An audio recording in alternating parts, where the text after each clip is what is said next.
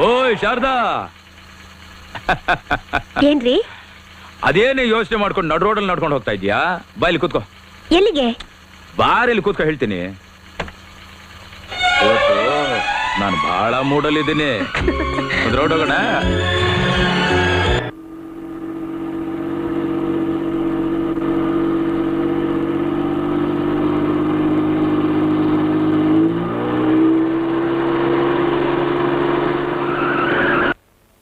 ನಾನು ಬಡವ,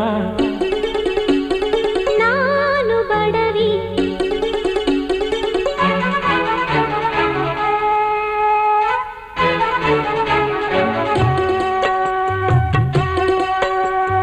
ನಾನು ಬಡವ, ನಾನು ಬಡವಿ, ನಮ್ಮ ಪ್ರೀತಿಗೆ ಬಡತನವಿಲ್ಲ.